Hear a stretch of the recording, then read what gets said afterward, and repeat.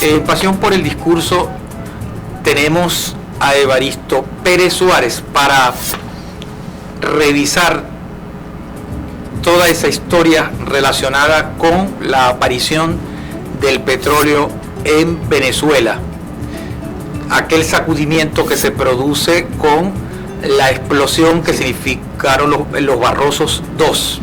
Bienvenido, Evaristo, a este espacio.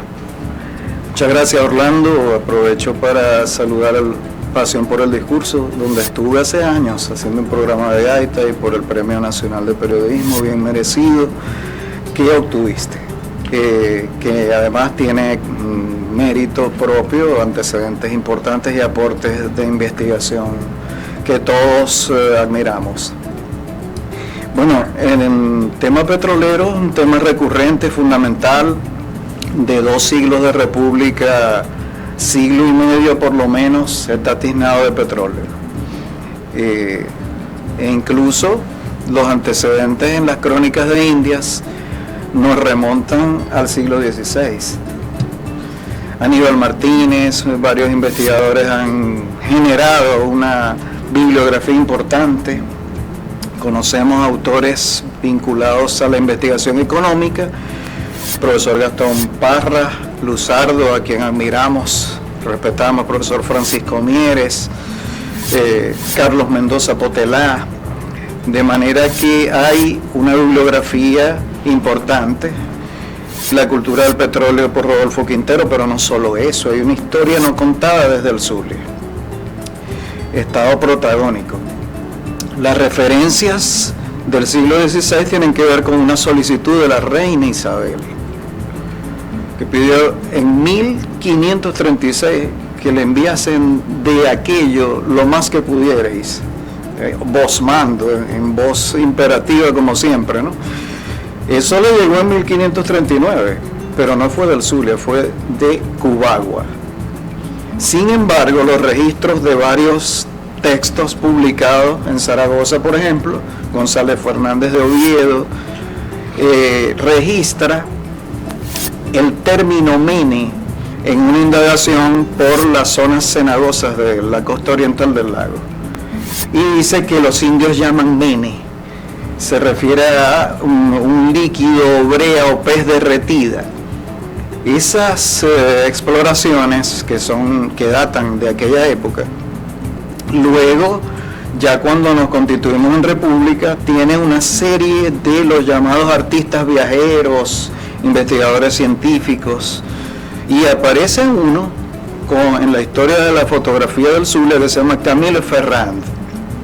Este fue el que obtuvo la primera concesión en el Zulia por Jorge Sutherland, pero aparece en la historia fotográfica como autor de importantes vistas de Maracaibo, recogidas en varias revistas.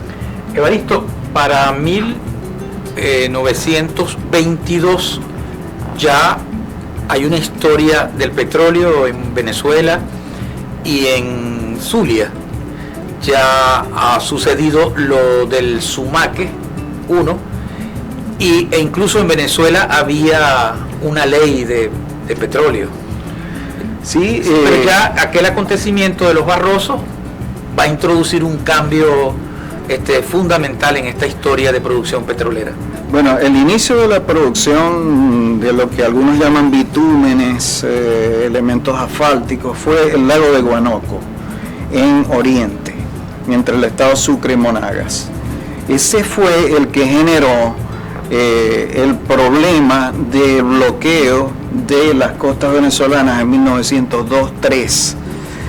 Y esa compañía llamada New York and Bermúdez Company, que manejaba, era una filial de la General Asphalt, que luego será de la cual surja la Caribbean Petroleum Company, la Colon Development y la VOC, Venezuelan Oil Concessions, que son todas la Royal Dutch Shell, pero salen de la General Asphalt, la misma que había manejado el lago de Guanoco desde 1883 aproximadamente.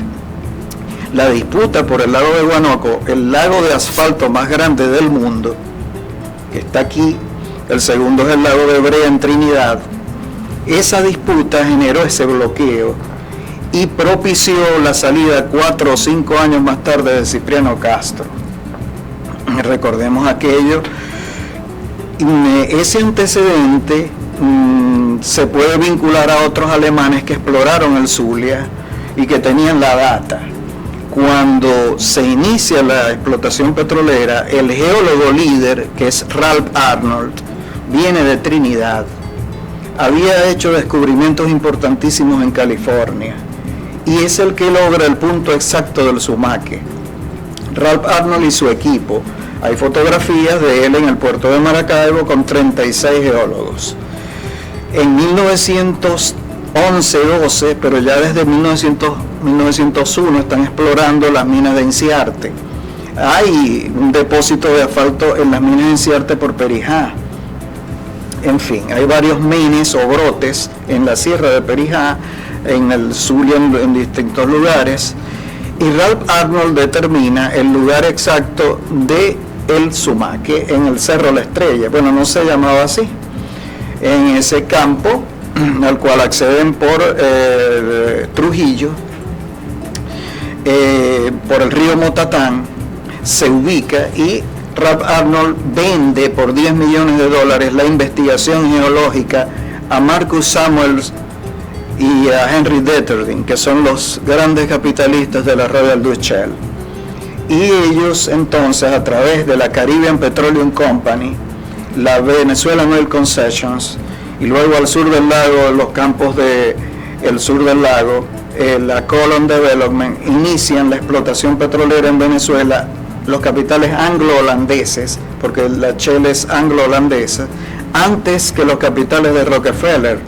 John D. Rockefeller, que es el fundador de la Standard Oil de New Jersey, que es la que está detrás del inicio, a partir de 1919, en el Zulia, de la Lago Petroleum Company, que luego conoceríamos como la Creole. De manera que en 1914 inicia el sumaque, pero el sumaque no es como la gente cree, no reventó, el sumaque brotó. Y luego vino el Sumaya, etcétera, una serie de pozos productivos que se habían iniciado. El inicio de la perforación del sumaque fue en enero de 1914 y finalmente se dio en abril, aunque han fijado la fecha de julio, de manera que ocurren unos 6, 7, 8 años hasta 1922, cuando es el reventón de la Rosa. Pero ya ellos habían perforado en Cabimas, habían perforado el Pozo Santa Bárbara, en 1913 lo iniciaron. Habían tenido intentos infructuosos y en esa danza de las concesiones, como dijo Jesusano Hernández y otros varios, de la locura entreguista del territorio nacional por Juan Vicente Gómez a los capitales transnacionales, de las grandes industrias, pues ocurre la reventa al entorno de Gómez y luego de ellos a las transnacionales petroleras.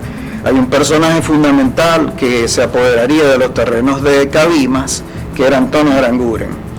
Hubo una venta insólita de los ejidos de Cabimas a este personaje, que luego revende esos terrenos a las transnacionales.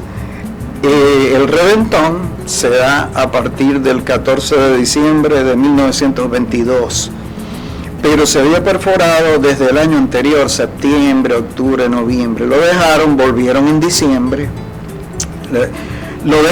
volvieron en septiembre del 1922 y finalmente un equipo de la Venezuelan Oil Concessions, filiales de la Royal Dutch Shell, donde hay una serie de apellidos que serán muy familiares para el Zulia, como Obreros Petroleros y demás, obtienen el punto preciso del reventón en la Rosa Vieja Cabimas.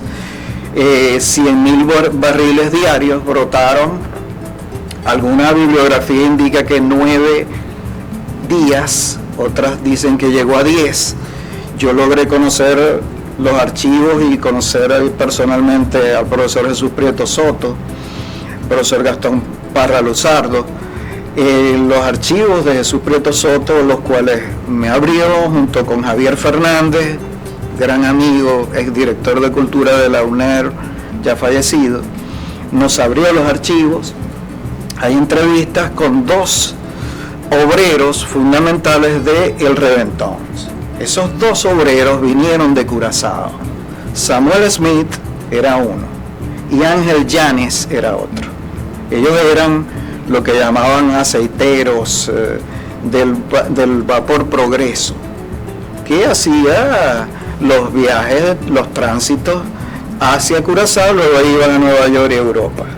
Samuel Smith fue obrero del Sumaque y del Reventón, de ambos, y luego se quedó en Venezuela hasta su muerte. Fue uno de los pocos pues que se mantuvo aquí. Y Oscar Llanes siguió. Ellos luego fueron entrevistados por la revista Tópicos Shell, hicieron distintas entrevistas, dejaron relatos importantes donde distinguen entre esos apellidos cabimenses, aparte de los norteamericanos, a los Borjas, a gente fundamental como Alcibíades Colina, distinguen incluso a Germán Escaray, que vendría siendo muy probablemente pariente del gaitero, del muy conocido gaitero Escaray.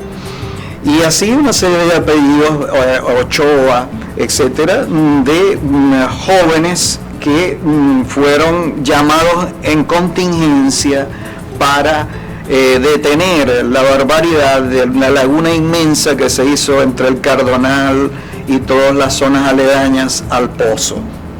Evaristo, se produce la irrupción primero del Sumaque, luego de este Reventón, de los Barrosos, y cambia la historia de Venezuela, un antes y después. 1922, un país sin escuelas, sin vías de transporte, sin caminos, con muchas enfermedades, paludismo.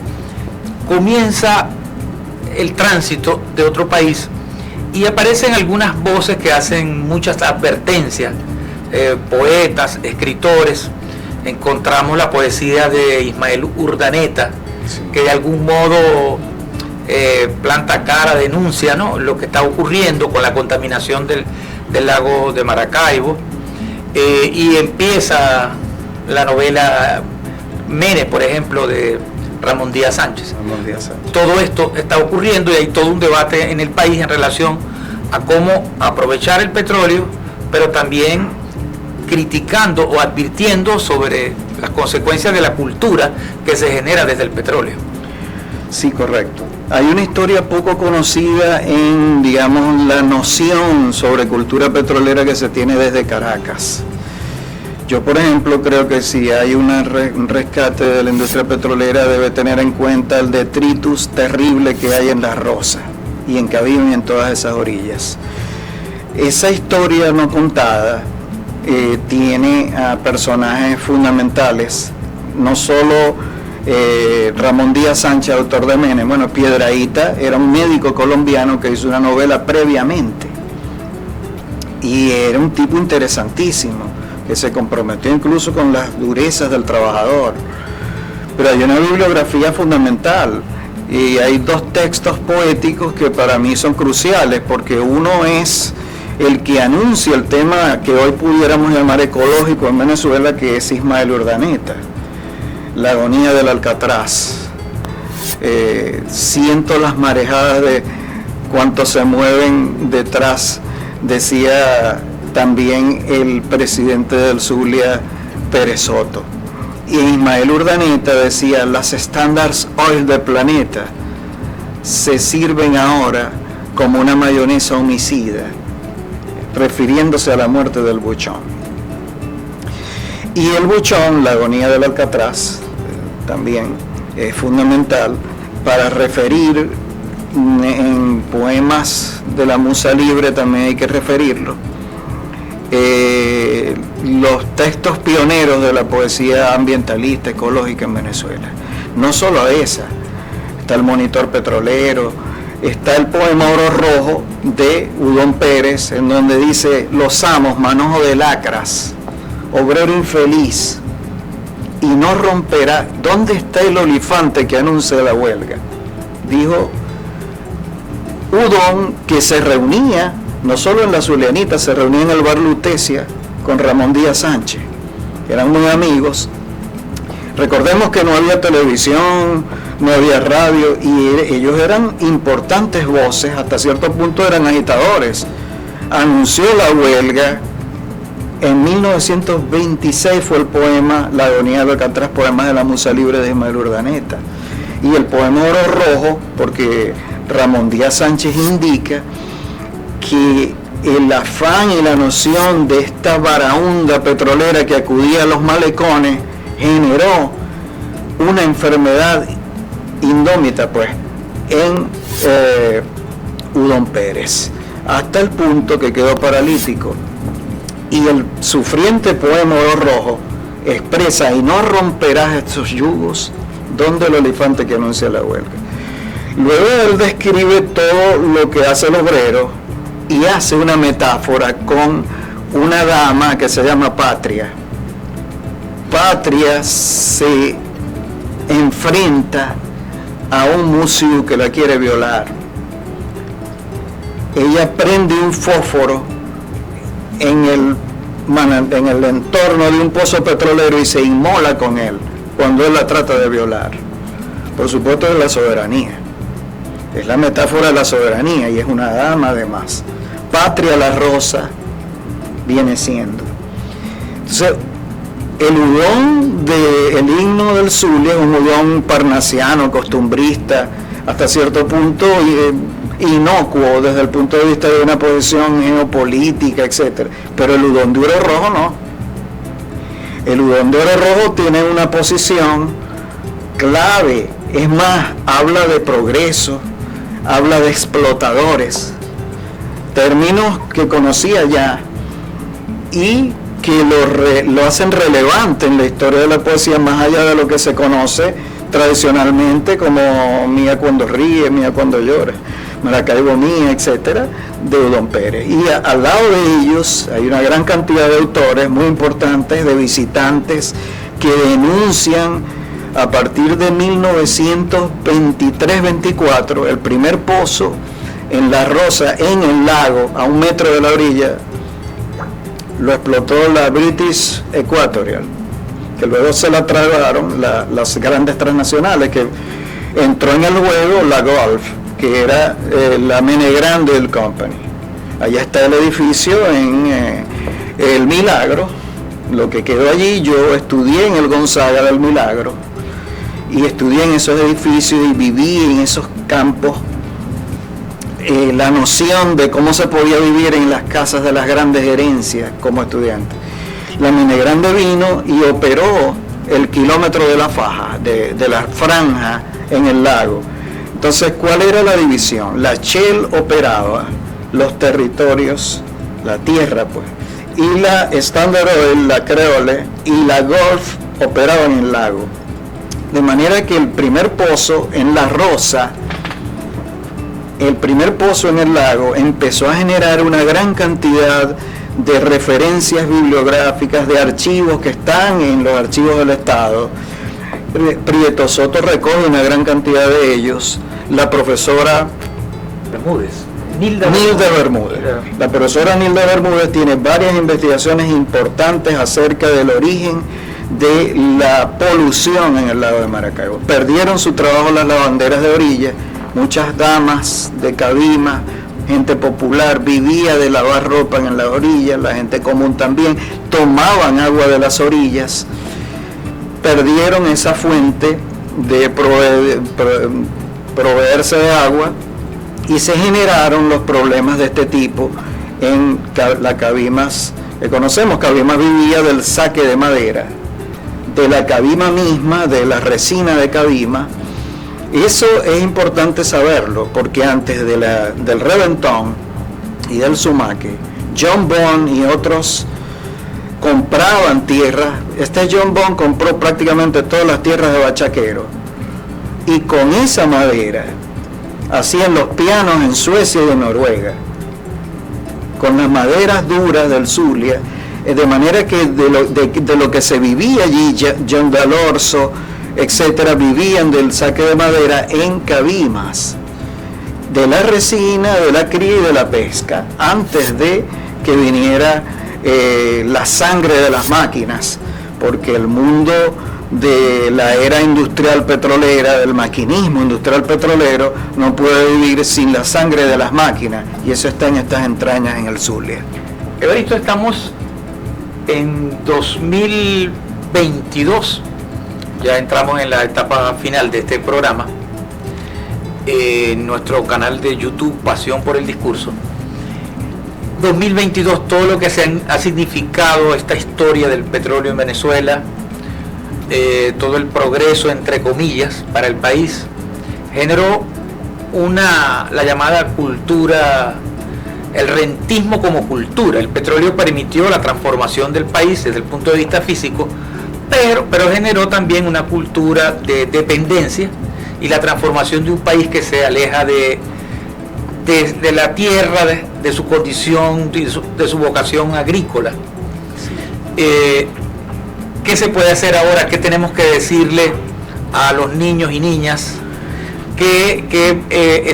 No tanto que balance, porque sería como muy ambicioso, pero cómo aprovechar este momento de 100 años, no 100 años de explotación, porque ya tú me hemos explicado que comenzó antes, pero sí a partir de ese momento, aprovechar este momento del reventón de diciembre de 2022 para poner otra idea sobre el petróleo nuevamente.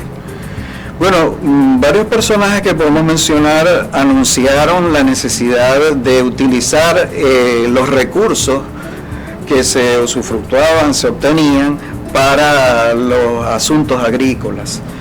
Uno fue César Zumeta, que fue incluso ministro cuando Juan Vicente Gómez. Antes del famoso editorial del diario Ahora, 20 años antes, ya César Zumeta había hablado del problema y de la necesidad de utilizar los recursos en fuentes productivas permanentes. La editorial del diario Ahora, en 1936, de Arturo Uhlar Pietri y otros documentos de Uhlar son muy interesantes.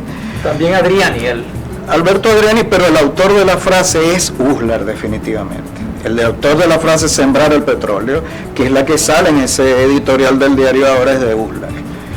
También Adriani, aunque no duró mucho Adriani, es más, en un texto posterior publicado en Cuadernos Lagoven, Arturo Uhlar nombra a Adriani, pero además hubo un zuliano, Ramiro Nava, que habló de esas necesidades.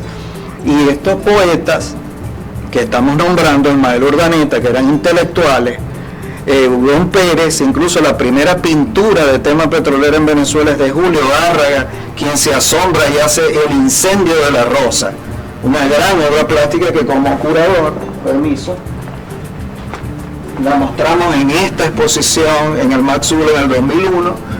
Esa exposición, quiero referir esto porque es muy importante. Aquí está la obra, El incendio de la Rosa, es la primera obra de tema petrolero en la historia de Venezuela, de Julio Bárraga. Esta la conseguí con un coleccionista que viene siendo descendiente del pintor de la remodelación de la Basílica. Ellos también son unos anunciadores, una necesidad de decir alerta. Para estas nuevas generaciones, ¿qué hay que decir? Bueno, yo creo que hay que tomar el pensamiento del profesor Gastón Parra Luzardo, de Carlos Mendoza Potelá, de Alí Primera, que fue el fundador de la canción petrolera en Venezuela. Incluso la orquesta de la RAIN, en los años 40 y 50, hizo temas petroleros también, como antecedente importante. Pero Alí Primera fue el que anuncia el tema con visión geopolítica. ¿Y qué dicen? Dicen, primero, que el usufructo de los recursos tiene que ser para beneficios reproductivos en el tiempo, que la equidad en el uso de su usufructo debe presidir, por cuanto recordemos que el reglamento de minas de Bolívar, 1829, que viene de una tradición que llamaban el Quinto Real en España.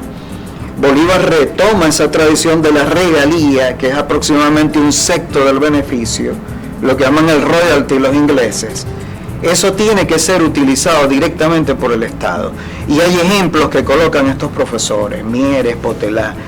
Noruega tiene un fondo a futuro para las próximas generaciones y todo el recurso lo meten allí. En los años 40 hubo una polémica importante entre Salvador de la Plaza y Juan Pablo Pérez Alfonso, fundador de la OPEP. En esa polémica, Salvador de la Plaza dice que no había que cobrar impuestos porque el dueño del petróleo es del Estado. Y Mendoza Potelá indica que en los registros en Noruega no aparecen impuestos sobre la industria porque la industria es del Estado. Es decir, que no hay intermediación, tal y como ocurre aquí, que se le cobró un impuesto desde los años 40 a PDVSA. Así que hay que revisar lo concerniente a todo el beneficio. Carlos Mendoza Potelá habla de la preocupación de que los costos de producción se han tragado el beneficio, al punto del 80 y tanto % actualmente, en los últimos análisis. ¿Qué hay que hacer? La cultura del petróleo sembró una gran dependencia en la espiritualidad cultural. No todos los factores son negativos. La arquitectura petrolera es maravillosa y obtuvo incluso fuentes en los palafitos, que ya había tomado también en el Oriente Asiático, porque la Shell había estado allá. Entonces, esa alerta que generan las primeras huelgas, 1925 es la primera, no declarada. Hubo un antecedente que nombra Manuel Matos Romero en el puerto de la Estancada, en los puertos de Altagracia. Después hubo la gran huelga del 36.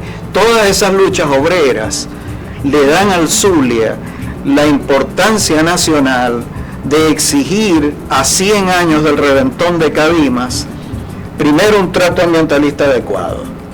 Segundo, la reciprocidad en el uso que ha dado a Venezuela.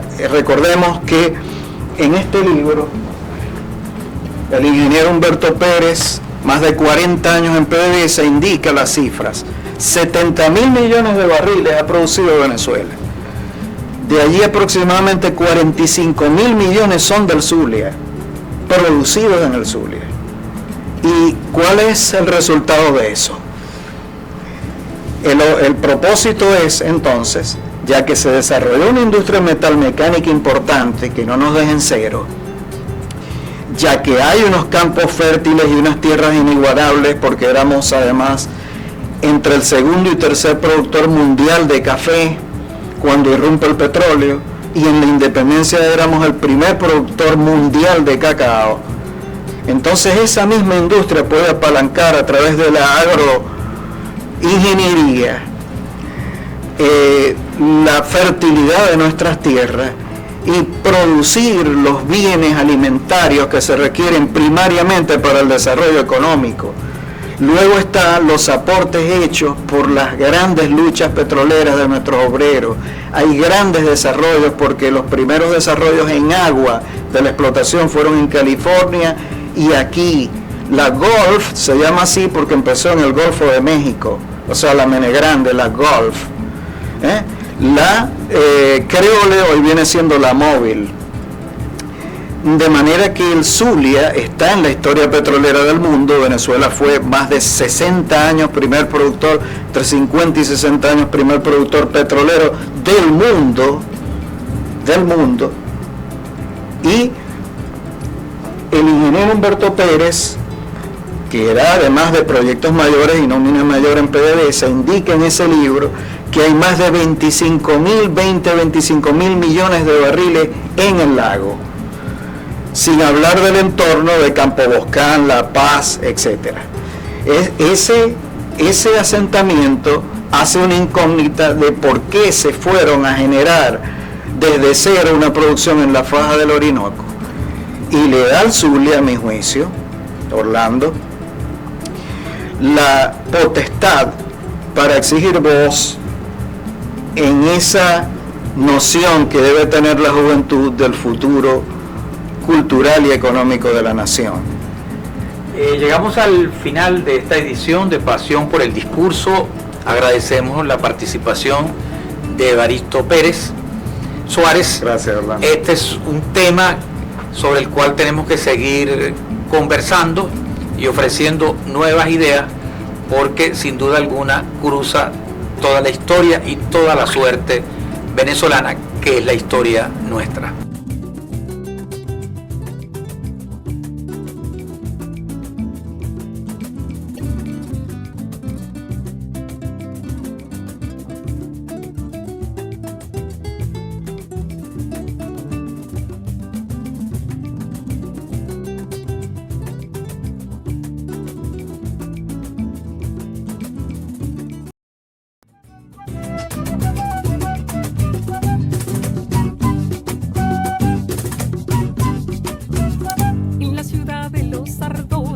Se respiran las miradas, reviradas, indecentes, van de olvidos a